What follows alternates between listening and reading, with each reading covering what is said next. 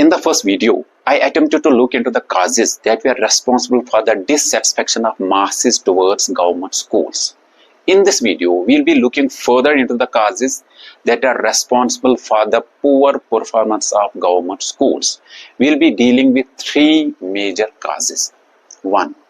School management committees. 2nd, teacher training. And 3rd, deployment.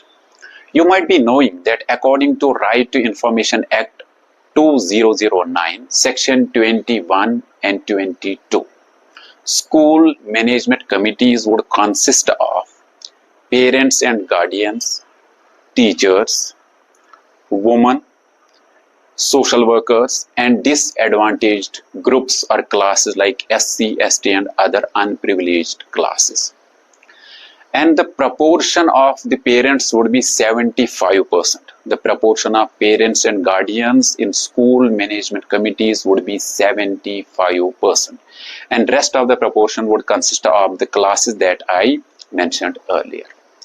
We know that school management committees over the ages have existed only on paper, and practically no substantial attempt has been made to improve the school education by monitoring the funds, the finance, and school and the teacher punctuality, etc., etc.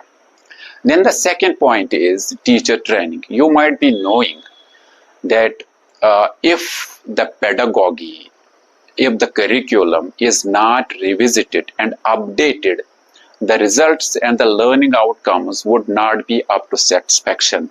And this has been seen in the case of the government teachers, that they are often not up to the mark in terms of pedagogy, pedagogical tools, the methodology of teaching, and putting the infrastructure into the right direction.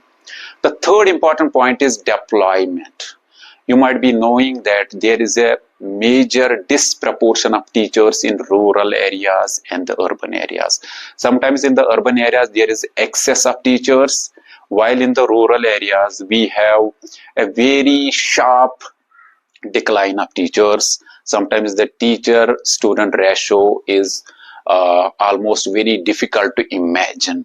Similarly, so far as deployment is concerned, many a times the teachers are posted somewhere, and the political influence and the political intervention may sometimes prevent a particular teacher to stay in a rural area, and he will make his transfer possible through political intervention.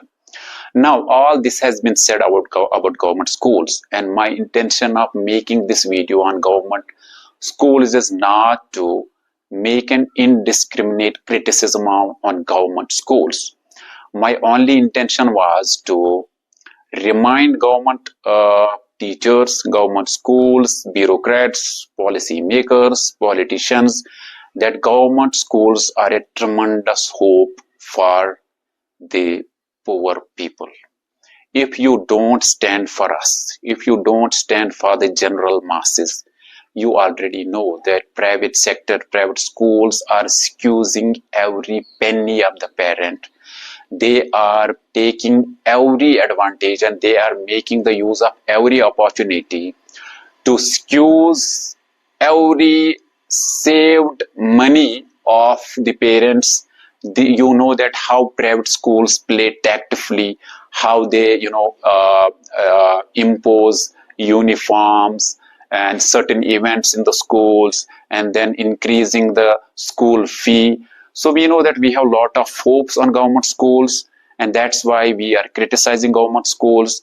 If you will come up to the expectations, you will be the beacon of hope for all of us. Assalamu alaikum.